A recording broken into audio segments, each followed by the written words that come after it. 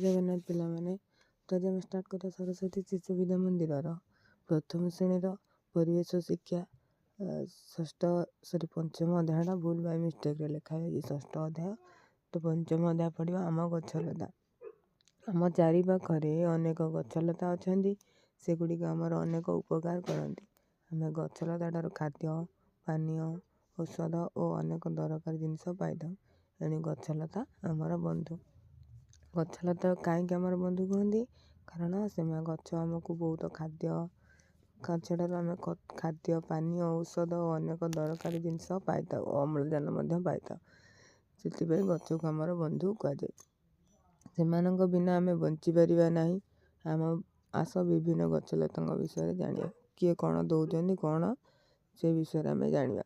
କାହାକୁ କହନ୍ତି? ତ ଫାଷ୍ଟ ଆସିଲା ଆମ୍ବ ଗଛ। ଆମ୍ବ ଗଛ କ'ଣ? ଆମ୍ବ ଭିତରରେ ଫଳମାନଙ୍କ ମଧ୍ୟରେ ରାଜା। ଏହା ସମସ୍ତଙ୍କର ପ୍ରିୟ। ଫାଲ୍ଗୁନ ମାସରେ ଆମ୍ବ ବଉଳ ହୋଇଥାଏ। ପାଚିଲା ଆମ୍ବ ମିଠା ଲାଗେ। କଞ୍ଚା ଆମ୍ବରେ ଆଚାର ହୁଏ। ପୂଜା ପାର୍ବଣରେ ଆମ୍ବ ପତ୍ରରେ ମଣ୍ଡପ ସଜାଯାଏ। ତାପରେ ଆସିଲା ନଡ଼ିଆ ଗଛ। ନଡ଼ିଆକୁ ଶ୍ରୀଫଳ କହନ୍ତି। ସବୁ ପୂଜାରେ ନଡ଼ିଆ ବ୍ୟବହାର ହୋଇଥାଏ। କଞ୍ଚା ନଡ଼ିଆକୁ ପଇଡ଼ କହନ୍ତି। ନଡ଼ିଆରୁ ତେଲ ବାହାର କରାଯାଏ। ସମୁଦ୍ର କୂଳିଆ ଅଞ୍ଚଳରେ ନଡ଼ିଆ ଚାଷ ଭଲ ହୋଇଥାଏ। ତାପରେ ଆସିଲା କଦଳୀ ଗଛ। କଦଳୀ ଗଛରେ ଥରେ ଫଳ ହୋଇଥାଏ। ପାଚିଲା କଦଳୀ ଠାକୁରଙ୍କ ପୂଜାରେ ଲାଗିଥାଏ। କଦଳୀ ଗଛରେ ଶାଖା ନଥାଏ। କଞ୍ଚା କଦଳୀ ପରିବା ଭାବରେ ବ୍ୟବହାର କରାଯାଇଥାଏ। ତାପରେ ଆସିଲା ଆମର ତୁଳସୀ। ତୁଳସୀ ଏକ ଔଷଧୀୟ ବୃକ୍ଷ। ଆଦେହରୁ ଔଷଧ ତିଆରି ହୋଇଥାଏ। ତୁଳସୀ ଚଉରା ମୂଳରେ ସ୍ତ୍ରୀ ଲୋକମାନେ ସଞ୍ଜବତୀ ଜାଳନ୍ତି। ତୁଳସୀ ପତ୍ର ଠାକୁର ପୂଜାରେ ଲାଗେ।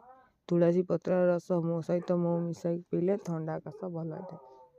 ଯଦି ଥଣ୍ଡା କାଶ କାହାକୁ ହେଇଥାଏ, ତାହେଲେ ତୁଳସୀ ପତ୍ରର ରସ ଆଉ ମହୁ ମିଶାଇକି ପିଇଲେ କିଛିଟା ଉପକାର ମିଳିଥାଏ। ତାପରେ ଆସିଲା ବରଗଛ। ବରଗଛ ଆକାରରେ ବଡ଼। ଏହା ବହୁ ପଶୁ ପକ୍ଷୀଙ୍କର ବାସସ୍ଥାନ। ଏହାର ଓହଳରେ ପିଲାମାନେ ଦୋଳି ଖେଳନ୍ତି। ଏହାର କାଠ ଭାରି ନରମ। ଏହା କେବଳ ଜାଳେଣୀ ଭାବେ ବ୍ୟବହାର ହୁଏ। ଏହାର କୋରଡ଼ରେ ସରୀସୃପ ମାନେ ବାସ କରନ୍ତି।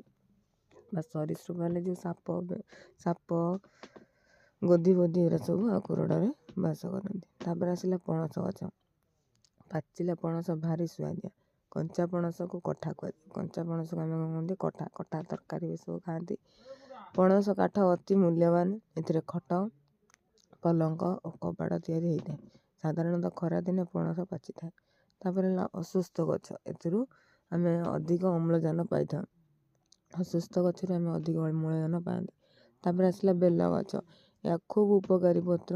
ଏହାର ପତ୍ର ପେଟ ରୋଗ ଉପଶମ କରିଥାଏ ଓ ଫଳରେ ପଣା ହୁଏ। ମାନେ ବେଲ ଫଳ ଯେଉଁଟା, ସେଇଟାରେ ଆମେ ପଣା କରନ୍ତି। ତାପରେ ଆସିଲା ଆଖୁ। କୃଷକମାନେ କିଆରୀରେ ଆଖୁ ଚାଷ କରନ୍ତି।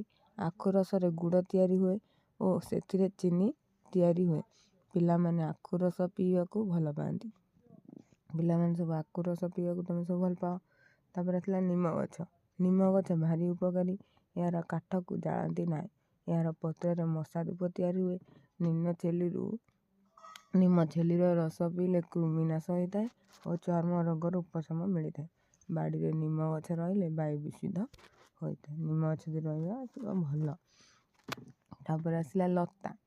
ଏହା ସାଧାରଣତଃ ମାଟି କିମ୍ବା କୌଣସି ବାଡ଼ ଆଦିର ସାହାଯ୍ୟରେ ବଢ଼ିଥାଏ। ଆମର ଅଧିକାଂଶ ପନିପରିବା ଆମେ ଲତାରୁ ପାଇଥାଉ। କଖାରୁ, କାକୁଡ଼ି, ଜହ୍ନି ଆଦି ଲତାରେ ହୋଇଥାଏ। ପୋଇ ଲତାକୁ ଆମେ ପରିବା ଭାବେ ବ୍ୟବହାର କରିଥାଉ। ଏବେ ଯିବା ଆମେ ପ୍ରଶ୍ନ ଉତ୍ତର କ'ଣ ଦେଇଛି ଦେଖିବା। 1 ନମ୍ବର ଦେଇଛି ଶୂନ୍ୟ ସ୍ଥାନ ପୂରଣ କର। ତ କରେ କ'ଣ ଦେଇଛି? ଡ୍ୟାସ୍ ଫଳମାନଙ୍କ ମଧ୍ୟରେ ରାଜା ଆମ୍ବ। ତାପରେ ଦେଇଛି ଡ୍ୟାସ୍ରୁ ଚିନି ତିଆରି ହୁଏ ଆଖୁରୁ। ପଣସ ଗଛର କାଠରୁ ଡ୍ୟାସ୍ ଓ ଡ୍ୟାସ୍ ହୁଏ। ଖଟ, ପଲଙ୍କ, କବାଟ। ଡ୍ୟାସ୍ ଗଛର ଓହଳରେ ପିଲାମାନେ ଦୋଳି ଖେଳନ୍ତି। ବରଗଛ। ଡ୍ୟାସ୍ ଗଛ ଏକ ଔଷଧୀୟ ବୃକ୍ଷ। ତୁଳସୀ। ହିନ୍ଦୁମାନେ ଡ୍ୟାସ୍ ଗଛକୁ ପୂଜା କରନ୍ତି। ତୁଳସୀ। ଡ୍ୟାସ୍ ଗଛରେ ଥରେ ମାତ୍ର ଫଳ ହୁଏ। କଦଳୀ। ଡ୍ୟାସ୍ ଗଛର ଶାଖା ନଥାଏ। କଦଳୀ। ଡ୍ୟାସ୍ ମାସରେ ଆମ୍ବ ବଉଳ ହୁଏ। ଫାଲ୍ଗୁନ। ଡ୍ୟାସ୍ ଫଳ କୁହାଯାଏ। ନଡ଼ିଆ। ତାପରେ ଦେଇଛି 2 ନମ୍ବର।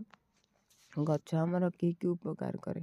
ଗଛ ଆମକୁ ଫଳ, ଔଷଧ, କାଠ, ଅମ୍ଳଜାନ, ପାନୀୟ ଖାଦ୍ୟ ଏରା ସବୁ ମାନେ ଏଇଗୁରା ସବୁ ଆମକୁ ଦେଇଥାଏ। ଆଉ କ'ଣ କରେ ଗଛ ଆମକୁ ଔଷଧ ବି ଦେଇଥାଏ।